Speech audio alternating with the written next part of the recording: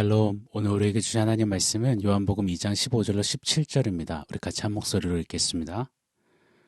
노끈으로 채찍을 만드사 양이나 소를 다 성전에서 내쫓으시고 돈 바꾸는 사람들의 돈을 쏟으시며 상을 엎으시고 비둘기 파는 사람들에게 이르시되 이것을 여기서 가져가라.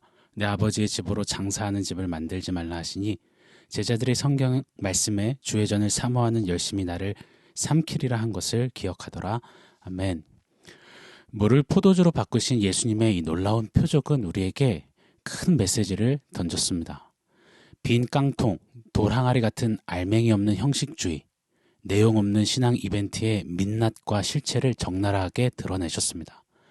왁자지껄 웃고 있는 잔칫집이죠. 그러나 그 속은 기쁨을 상징하는 포도주가 뚝 떨어져 기쁨 하나 없이 발을 동동 구르는 절망뿐인 잔칫집임을 그대로 보여주셨습니다. 그것이 바로 죄된 인간의 인생의 모습임을 말입니다.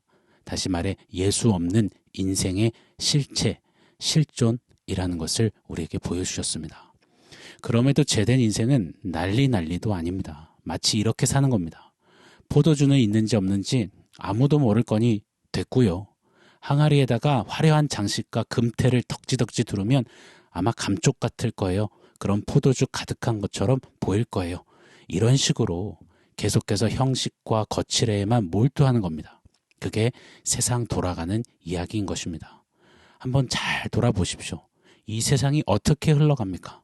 더 크고 더 화려하고 더 세련되고 더 이쁘고 더 아름답고 더 멋진 것들로 자꾸만 채워놓고 붙여 놓으려고 합니다. 그리고 그것이 자기 자신인 양 믿고 사려고 합니다. 내가 누군지는 크게 상관이 없어요. 내 영혼이 어떤 상태인지 어디로 가는지 크게 관심이 없습니다. 그냥 그저 내가 달고 있는 이름표로, 내가 타고 있는 차로, 내가 살고 있는 집으로, 내가 입고 있는 옷으로 그게 바로 나라고 불려지고 싶고 인정받고 싶고 그게 나인 양 믿고 살고 싶어 하는 것이 바로 이 세상 인생입니다. 그렇게 여러분 기억해야 합니다.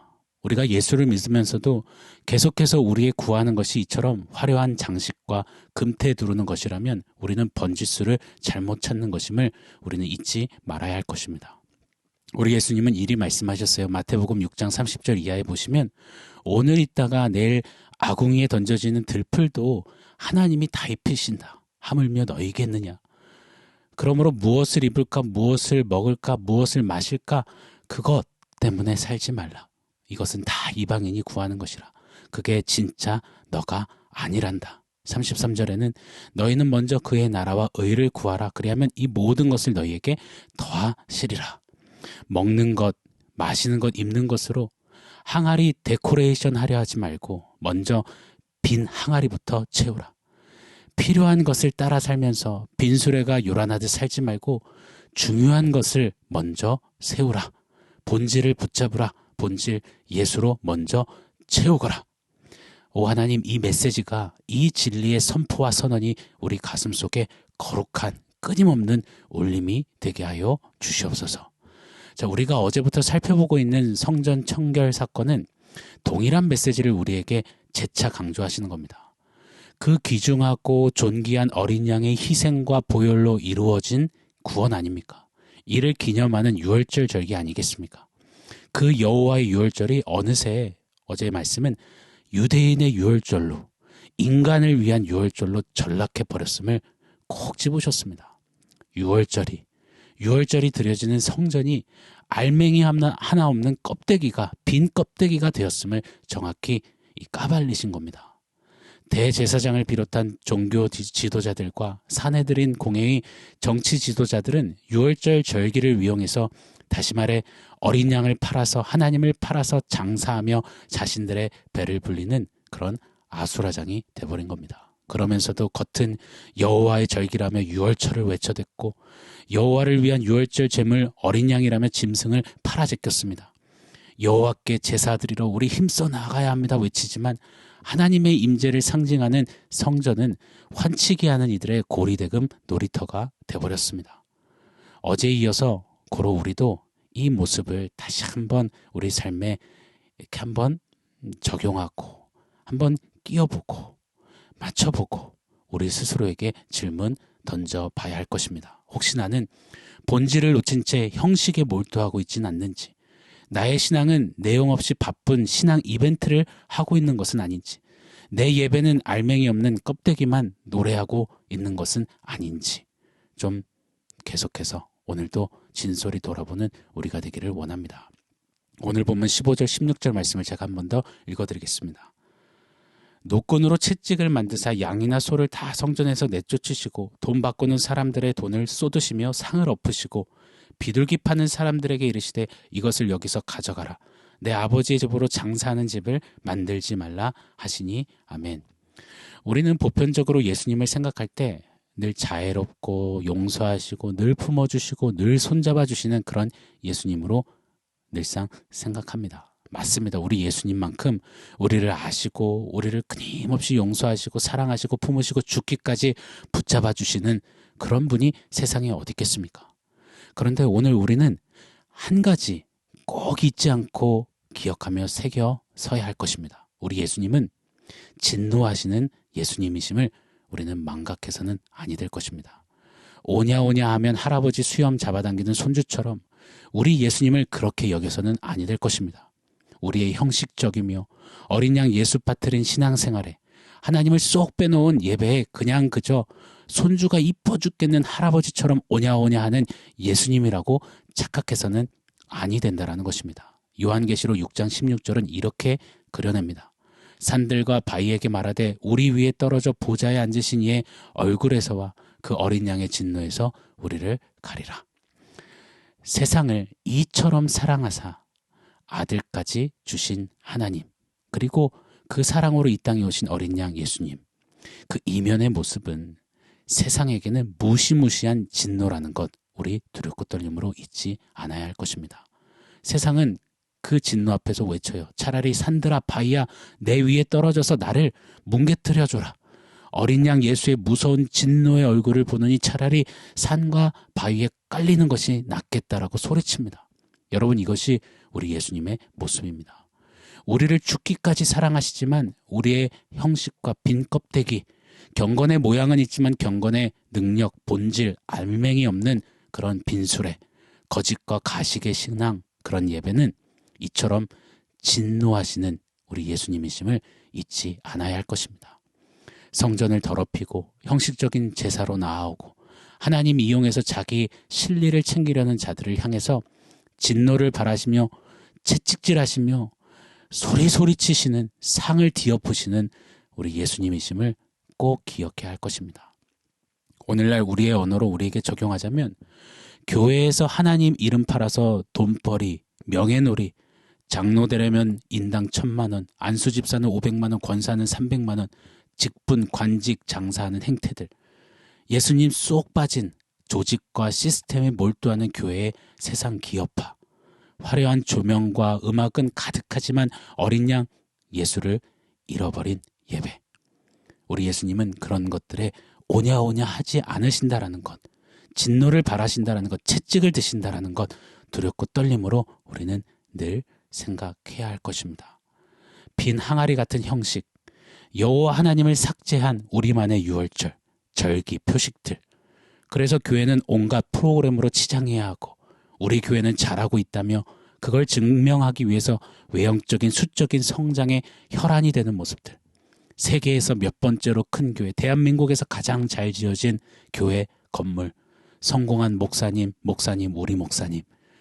이것은 조금 조심스러운 표현이지만 하나님을 섬기는 것이 아니라 기독교라는 이름으로 배를 불리는 가면을 겹겹으로 쓴 자아성취, 자아도취, 무도회일 수 있음을 우리 기억해야 합니다. 우리의 신앙은요, 자아성취, 자아도취가 아닙니다. 성경은 자기 부인이라고 말씀하십니다. 나는 예수님 없으면 하루도 살 수 없습니다. 나는 하나님의 은혜가 없으면 한시도 숨을 쉴 수 없습니다.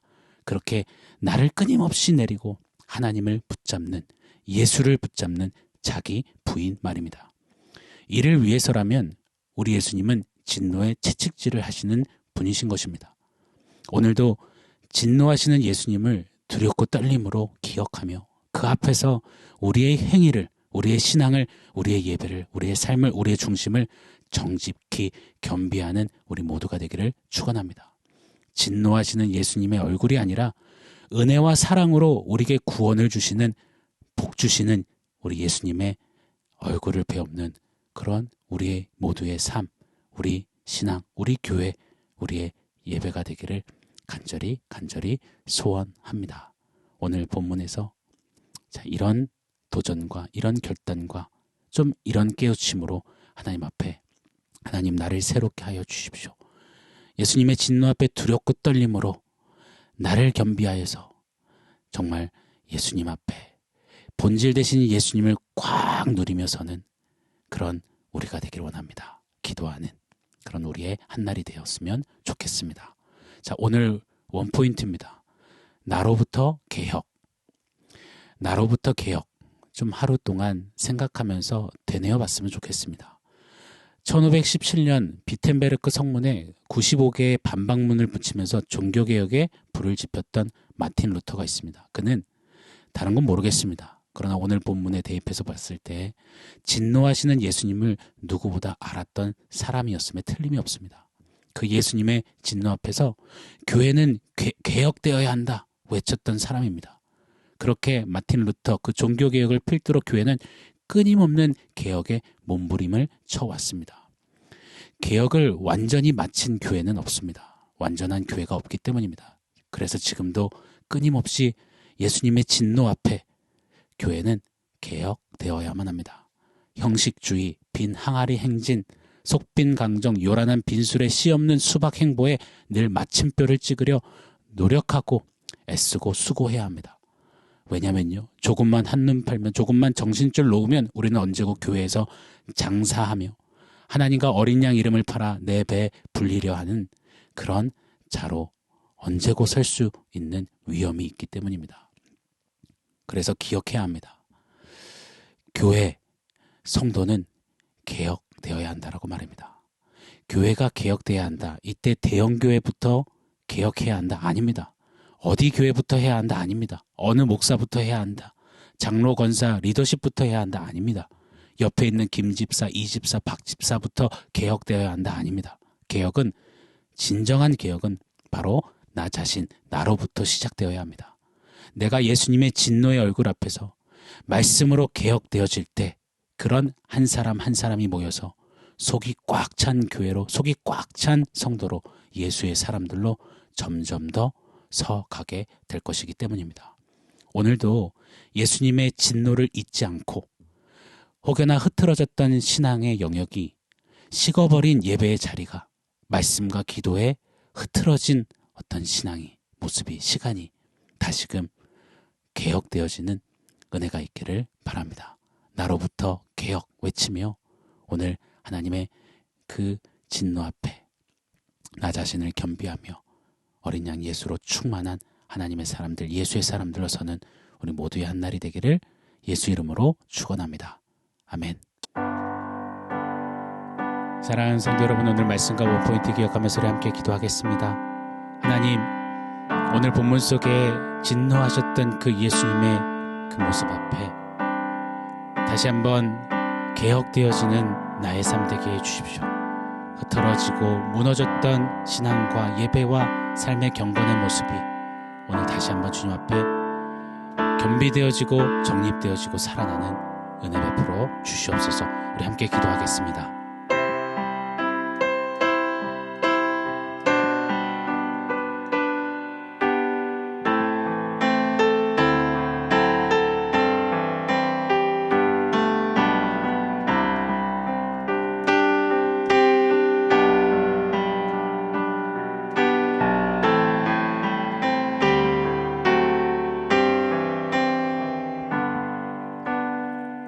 하나님, 오늘 본문 속에 노끈으로 채찍질하시며 소리 지르시며 상을 둘러엎으셨던, 진노하셨던 예수님의 모습을 잊지 않게 하시고 혹여나 무너지고 흐트러진, 본질을 놓쳐버린, 형식에 치우친 우리의 신앙 모습이 있다면 오늘 그 주님 앞에 다시 한번 돌아보고 겸비하여 예수로 꽉 차고 예수로 충만한 그런 예수의 사람들로 다시 서는 우리 모두가 되도록 주님 은혜 베풀어 주시옵소서. 진노하시는 예수님 앞에 예수로 다시 한번 서서 복 주시는 예수님을 날마다 더 누리며 그 주님과 충만의 충만으로서는 우리 되게 하시고 우리 모두의 한 날 되게 하여 주시옵소서. 예수님의 이름으로 기도합니다. 아멘.